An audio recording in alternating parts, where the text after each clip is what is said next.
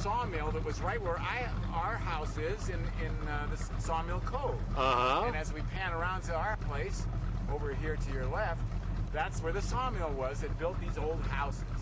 Sure. Now the dock that you'll see where we just came out of back here is where we taught Jack Benny how to water ski in 1948. Wow.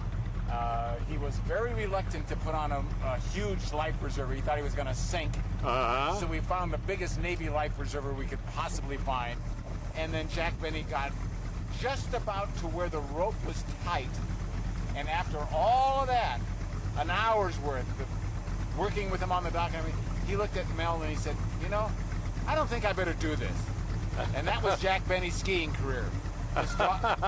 First to last. His daughter was a wonderful skier. Was really? An expert skier. And then this is part of the Mallard Lagoon and this whole area here that was so without water for so long back in the far ends here. Now we've got a pretty full lake, which is pretty We wonderful. Sure do. So I'm going to take you over to some other points of interest on the lake. Okay, yeah, let's do that. Here we go.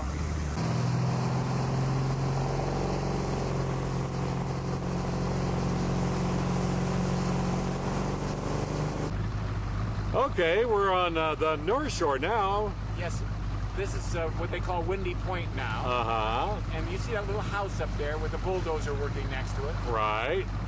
An interesting story happened right below it. We were standing on the dock across the lake with Roy Rogers and his kids, and we saw a plane come overhead. And we could hear the plane missing and misfiring. All of a sudden, the plane fell out of the sky and landed right where that picket fence is, crashed. Wow. Roy Rogers jumped into his boat. We jumped into our boat. His boat was faster. He got to, the lake was down, so there was a beach there. He got to the beach just as a man in flames came out of the airplane.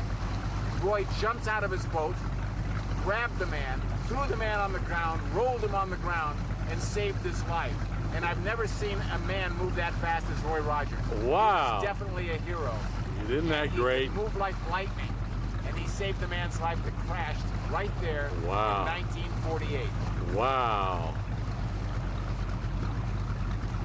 That White House now is the Windy Point Inn. It's a bed and breakfast. Really good. Great view of the lake. Well, we're still on North Shore. This is called Gray's Landing. It was very popular, you know, many, many years ago. In fact, the tour boats used to stop here for lunch. That's right. And you know who was cooking? No. Well, Roy Rogers' closest friend and the fellow that wrote Tumbling Tumbleweeds in Cool Clear Water, Bob Nolan. Really? Of the Sons of the Pioneers. Sons of the Pioneers. And he and Roy would hang out here. Bob's wife, Peanuts, would run the store, and Bob Nolan would be the chef, make the best hamburgers you ever ate. Wow. And we all used to come over here to see Roy and Bob, and they just hang out and see all the people. It was a wonderful... Roy owned this Gray's Landing for several years. Yes, he did. That is something. I'll show you this rock. This is called Teetering Rock. We thought maybe in the 92 earthquake it might have tumbled down into the lake, but it didn't. This is all forest leased land, and all of these now have been designated part of the historical tract. Most of these were built in the early 20s, and of course it's just east of the dam. Strange story that, of course, you're listening to the motor. It doesn't sound like the old 121 horsepower motor. My dad decided to throw in a big racing Corvette motor in 327. And it was a little much for this because the first two times we took it out on this boat, we forgot to put the long rudder in. And we did full 360s at full speed. Wow. What the heck was that? The rudder was coming right out of the water and this boat was doing a full 360. But there was the story, Elvis Presley, when he was making the pictures up here, called my dad. He wanted to come down and see my dad in the cabin. So Presley came down to the cabin, and he loved the place, and he says, let's take a boat ride, Mel. So we all went out on the boat, and my dad, of course, wanted to show him how fast this thing went, and Presley wanted to drive the boat, so Presley's driving the boat. And he usually had an entourage, but he came down alone. We come flying down the lake to the dam here, and we thought we were pretty fast, but another boat came right by us, and you know what it was? Roy Rogers again. Roy Rogers looks over like this, does a triple take, because he sees Presley behind the wheel of his boat. The boat says Bugs Bunny. He knows Dad's supposed to be driving, Presley's driving. Well, we stopped the boat here.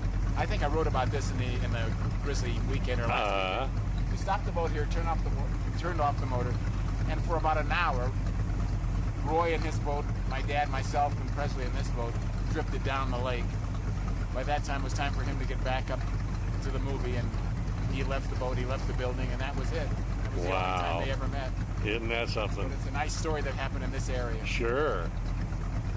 There's a lot of good stories, whether they be some of them urban legends of the lake, the old monster that came out of the dam area, which I still think is a giant catfish. Yes. My wife Catherine was talking about it, about the little girl that saw this giant monster come out of the lake right around this area. Right. And it could have been that same kind of catfish that they just caught in Wisconsin the other day at 128 pounds. Right.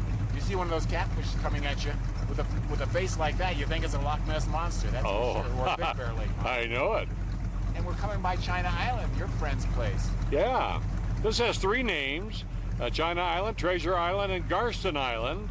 And it was built in 1912 by Henry Garston, who was the president of the Bear Valley Mutual Water Company, which owns the lake.